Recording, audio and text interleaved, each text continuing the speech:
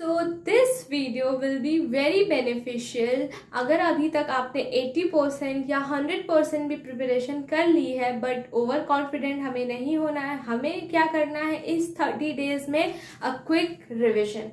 बहुत इंपॉर्टेंट है रिविजन करना। जब आपके पास 30 डेज बचे हुए हैं, आपको पता है कि प्लेटफॉर्म पे अनाउंसमेंट हो गई है कि ट्रेन इतने बजे आने वाली है, बस अभी हमें क्या करनी है, इस भीड़ भड़क्के से निकलते हुए अपनी सीट तक पहुंचना है। जब भीड़ हो जाती है ना, ट्रेन आने का समय होता है तो कैसी भीड़ होने लगती है प्लेटफॉर्म पे, बस उसी प्लेटफॉर्म को खाली करते करते अपनी सीट तक हमें पहुंचना है। यही है बीएचयू का। भी डेट्स आ गई हैं, बस अब हमें उलझनों से हटते हुए बीएचयू की अपनी सीट गेन करनी है। For that you have to do this quick revision.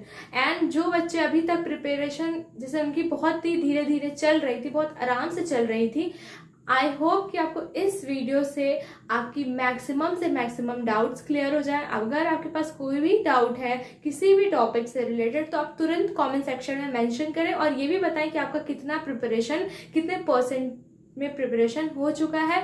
और सबसे अच्छी चीज़ आपको यही करनी है, जिनका अच्छे से प्रिपरेशन हो गया है, फॉर दैट आप क्या करें, आप अपना सेल्फ टेस्ट लें। सेल्फ टेस्ट बार बार करें, अल्टरनेटिव डेज पे करें। सेल्फ टेस्ट मतलब होता है कि कोई भी क्वेश्चन पेपर उठाएं ओल्ड और उसको खुद से सॉल्व करें with in the time. Okay, जो मैंने अभी टेस्ट सीरीज ली थी, फर्स्ट टेस्ट सीरीज 28 जून को, उस जगह जो मैं बता रही हूँ, टोटल मैंने 100 क्वेश्चंस दिए थे, उसमें से 3 मार्क्स के ईच क्वेश्चन से the highest marks was the 190। तो जो 190 वाले का तो मान लो कि वो और अच्छे से अगर ये 5 टेस्ट सीरीज देता है तो उसका तो सिलेक्शन बहुत अच्छे से हो जाएगा। बट जो अभी मैं बात कर रही हूँ, जिनको अकाउंटेंसी और कंप्यूटर में दिक्कत आ रही थी, उनको ज़्यादा से ज़्यादा फोकस करना है। और मैं अभी करंट इकोनॉमिक्स की भी बात करूँगी इस वीडियो में, तो इस वीडियो को पूरी एंड तक देखें और ज़्यादा से ज़्यादा शेयर करें। बहुत सारे आप लोगों के डाउट्स है related to current economic affair. Current economic affair की मैं बात कर रही हूँ क्योंकि आप लोगों के बहुत ज़्यादा घबरा जाते हैं आप इस टॉपिक से। तो आपको मैंने पहले से भी बताया हुआ था कि मई से 6 मंथ ओल्ड के करंट अफेयर्स ही प्रिपेयर करने हैं। मई मंथ से पहले के ही current economics affair, only economics affair ही पढ़ने हैं। तो सबसे पहले चीज़ हमें पढ़नी है यूबी। यूबी क्या है? Union budget. यूनियन बजट से रिलेटेड हमें सब कुछ पढ़ना होगा। फाइनेंस मिनिस्टर, बजटिंग का जो भी सिस्टम होता है, कौन प्रेजेंट करता है, किस डेट को प्रेजेंट होता है, एवरीथिंग अबाउट यूनियन बजट। फिर हम बात करेंगे हमारा यूआर के बारे में। यूआर क्या है? Rural and urban, rural and urban development. Okay,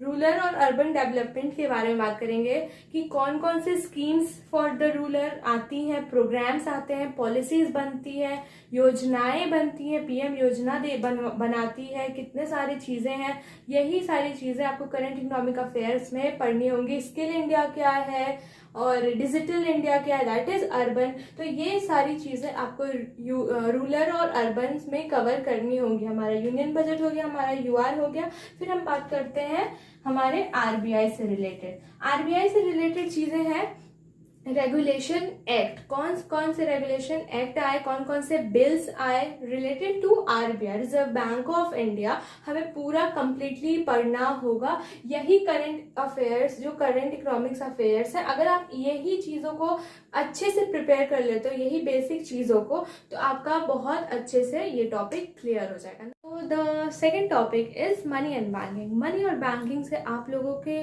मैं हर बारी इस पर ज़्यादा फोकस इसलिए करती हूँ क्योंकि मनी और बैंकिंग और करंट अफेयर साथ साथ ही आता है और इससे रिलेटेड बहुत सारे क्वेश्चंस आ जाते हैं।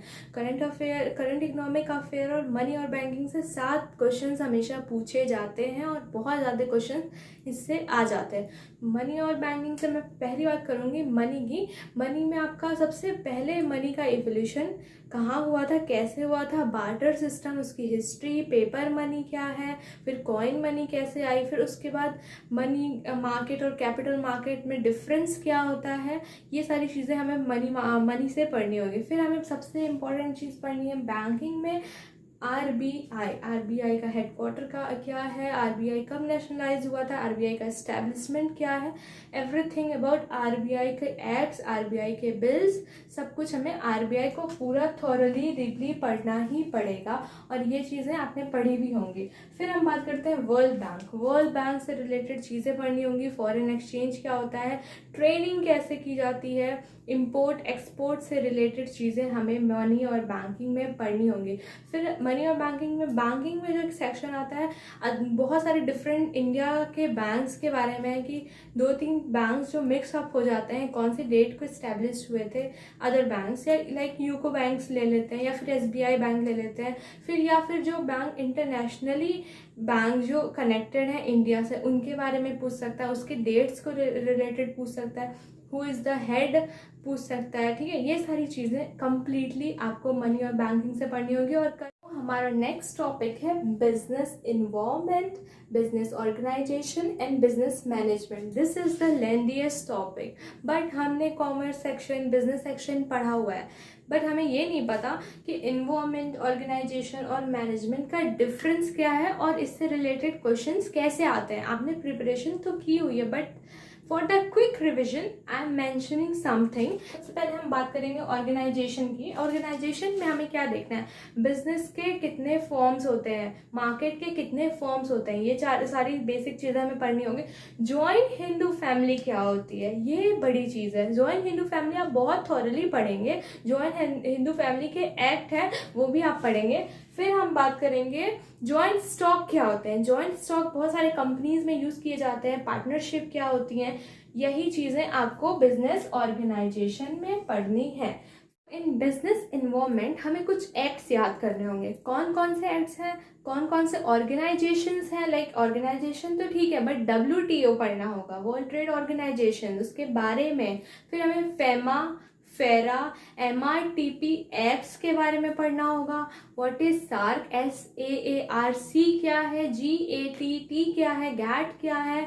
ये सारे बेसिक चीज़ें हमें पढ़नी होंगी और आपने पढ़ी भी होंगी और इससे ही रिलेटेड क्वेश्चंस आएंगे।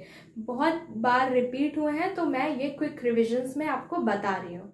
सो इन बिजनेस मैनेजमेंट आपको क्या पढ़ना होगा। बिजनेस मैनेजमेंट जो है बहुत ही छोटा टॉपिक है, उसमें आपको लेवल्स पढ़ने होंगे, levels of management. Business management के आपको लेवल्स पढ़ने होंगे।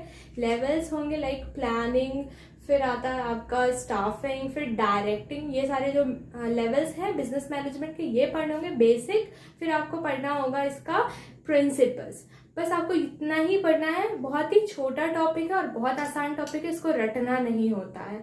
बहुत ही छोटा टॉपिक है फाइनेंशियल मार्केट। फाइनेंशियल मार्केट में हमें पढ़ना है स्टॉक एक्सचेंज के बारे में, कैसे हम एक्सचेंज करते हैं, ठीक है, और कैसे स्टॉक्स अप होते हैं और स्टॉक डाउन होते हैं, इसके बारे में जो टर्म्स यूज होते हैं, बुल, तो ये सारे टर्म्स पढ़ने होंगे। और सेबी के बारे में पढ़ना होगा। बेसिकली हमें सेबी के बारे में पढ़ना होगा क्योंकि सेबी के फंक्शंस पूछे जाते हैं हर साल, ये सेबी से रिलेटेड क्वेश्चंस आता है।